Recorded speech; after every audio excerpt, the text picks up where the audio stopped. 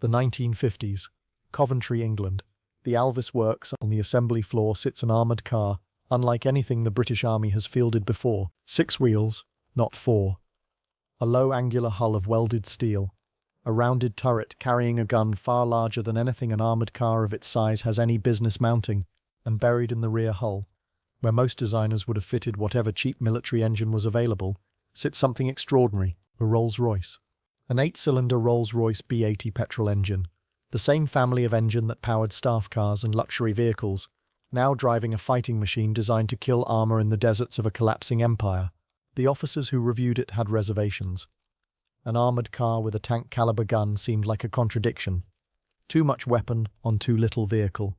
A Rolls-Royce engine in a war machine seemed like an indulgence, an expensive solution to a problem that a simpler engine could solve. Defence reviewers noted that by the time it entered full service, the concept of the gun-armed armoured car was already being questioned. Within 15 years, the British Army itself would declare it obsolete and begin pulling it from frontline regiments. Every one of those judgments contained a grain of truth, and every one of them would be contradicted by what the vehicle actually did over the next 65 years. That armoured car would fight in the Aden emergency. It would defend Nicosia airport during the Turkish invasion of Cyprus. It would serve through the entire Dhofar rebellion in Oman. It would patrol the streets of Northern Ireland. It would fight in the Lebanese Civil War, the Sri Lankan Civil War, the Nigerian Civil War, and in 1991, more than 3 decades after it was supposedly rendered obsolete, Kuwaiti crews would take their Saladins into the defense of Kuwait City and destroy Iraqi T-55 tanks with a gun design that dated to the 1950s. Its designation was the FV601 Saladin. It was the armoured car Britain built at the twilight of empire, and it outlived the empire, the doctrine that created it, and almost every vehicle built to replace it. To understand why the Saladin existed, you need to understand the position Britain found itself in after the Second World War. The British Army was still responsible for security across an enormous and shrinking empire. Malaya, Aden, Cyprus, Kenya, the Persian Gulf. These were not theatres where the great tank battles of the European Central Front were going to be fought.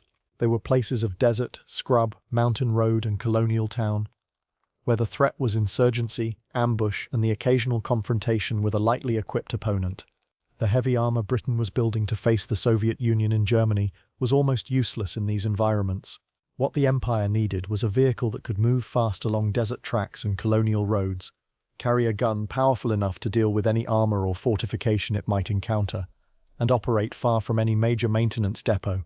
The existing armoured cars left over from the Second World War, the AEC and the Daimler, were aging and undergunned. In 1947, the requirement was issued. The result, designed by Crossley Motors and ultimately manufactured by Alvis of Coventry, was the FV600 series, a family of 6-wheeled vehicles sharing a common chassis and drivetrain. The Saracen armoured personnel carrier came first because the urgent need in Malaya was for protected troop transport. The Saladin armoured car, carrying the heavy gun, followed. The first prototypes were completed in the early 1950s. Production began in 1958. The vehicle that emerged was a masterpiece of purpose-built engineering. 11.6 tons combat loaded, 4.93 meters in length. A crew of 3, commander and gunner in the turret, driver in the front hull. The main armament was the 76mm L5A1 gun, firing high explosive squash head, smoke and canister rounds, with 42 rounds carried. That was a genuinely powerful weapon for a vehicle of this size, capable of destroying light armour, fortifications and buildings. The same 76mm ammunition would later be used by the FV601 Scorpion. The tracked reconnaissance vehicle Alvis built to replace the Saladin. 2 7.62mm machine guns provided close defence. Armour reached up to 32mm. Enough to defeat small arms and shell splinters, though not designed to stop dedicated anti-tank weapons. The heart of the vehicle was that Rolls-Royce B80 Mark 6A engine. 8 cylinders, petrol, 170 horsepower. It was not chosen as an indulgence.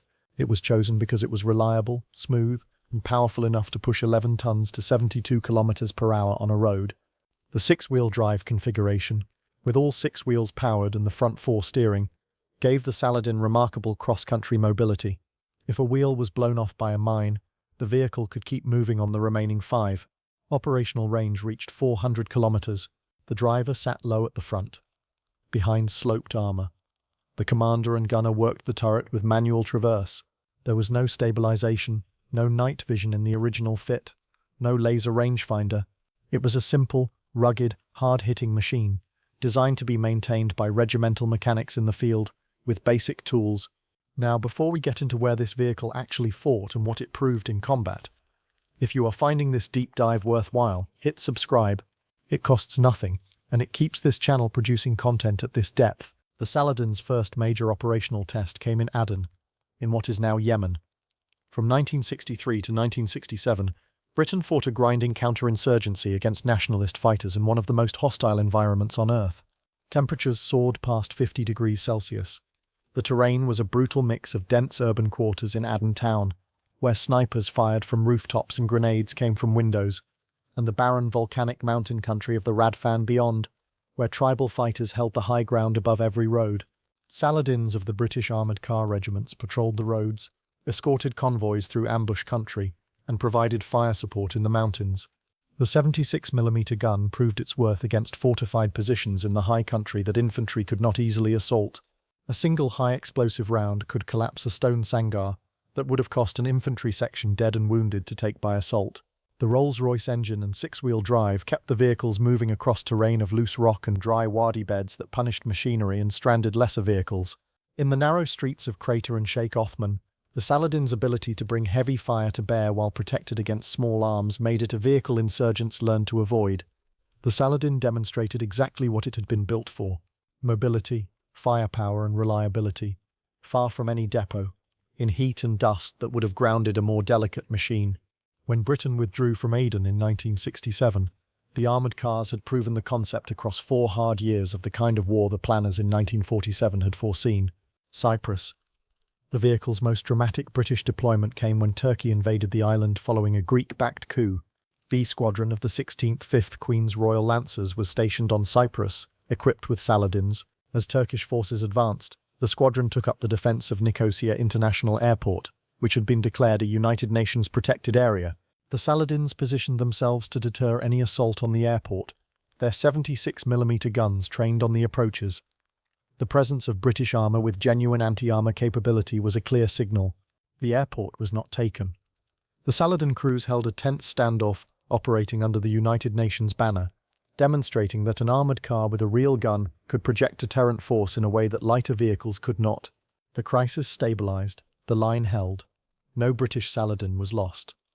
The vehicle that some had called obsolete had just helped hold the most sensitive piece of ground on a divided island. Through these same decades, the Saladin served in conflict after conflict in the hands of British forces and the many nations that bought it. Oman used Saladins throughout the Dhofar Rebellion, the long war against insurgents in the south of the country, where the vehicle's desert mobility and firepower were decisive in supporting the Sultan's forces. The Omani Saladins wore a distinctive scheme of chocolate brown and pink, a combination that looked strange when freshly painted, but faded after a week in the desert sun into near-perfect camouflage against the terrain. In Northern Ireland, Saladins and their Saracen cousins patrolled the streets during the early years of the Troubles, providing protected mobility in an urban environment where the threat came from snipers and improvised explosives rather than enemy armour.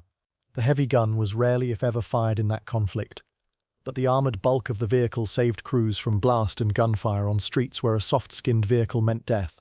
In Lebanon, Saladins fought through the long and chaotic civil war, passing between the hands of various factions as the Lebanese state fragmented, their guns turned on the urban battlefields of Beirut.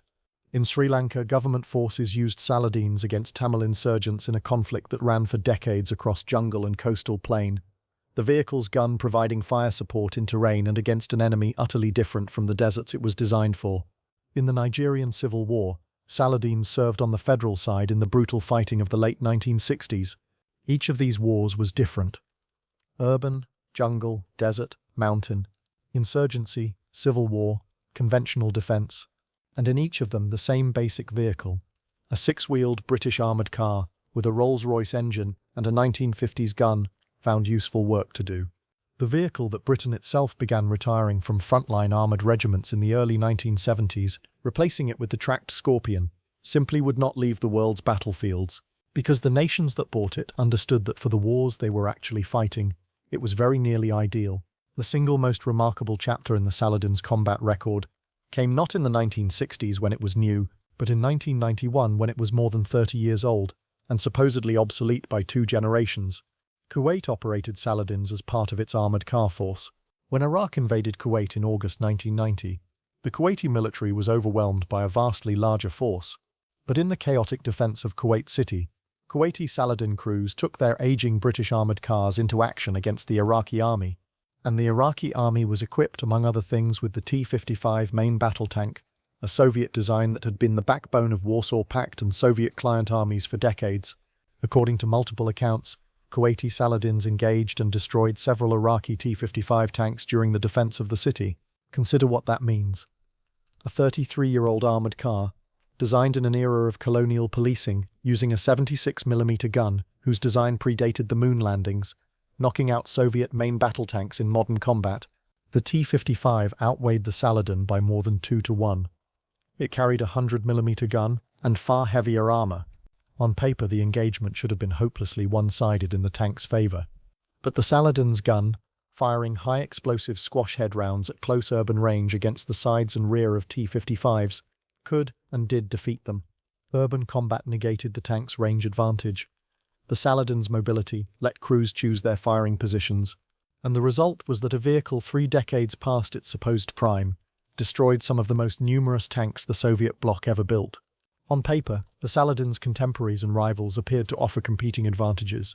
The Soviet BRDM series of armoured cars were faster on roads and fully amphibious, but they were reconnaissance vehicles armed primarily with machine guns, with nothing approaching the Saladin's gun power.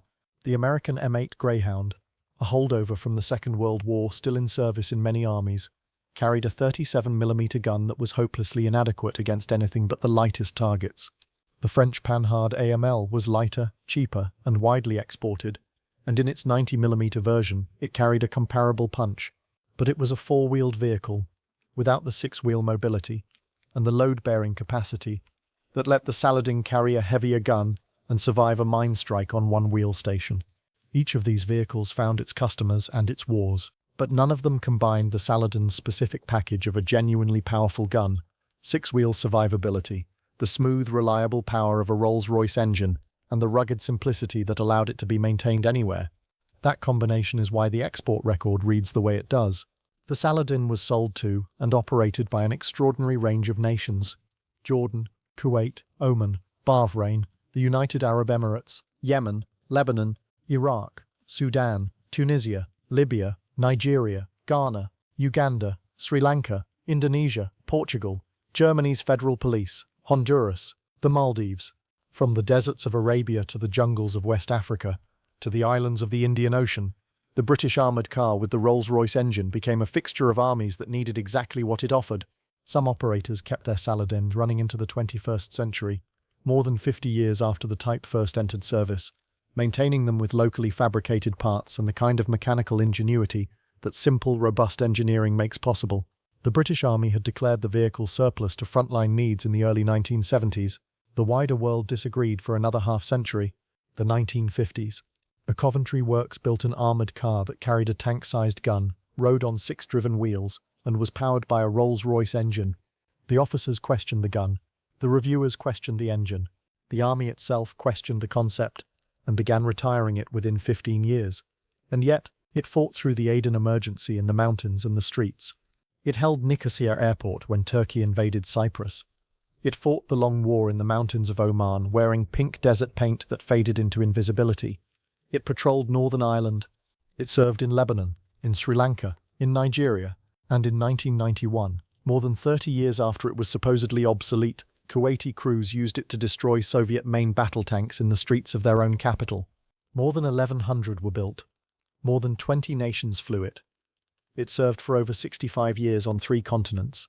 The 76mm gun that critics thought too large for the vehicle turned out to be exactly large enough to kill a T-55. The Rolls-Royce engine that reviewers called an indulgence turned out to be the reliability that kept it running in deserts where lesser engines died. And the concept that the British Army declared obsolete in the early 1970s turned out to be precisely what 24 armies needed for the wars they were actually going to fight.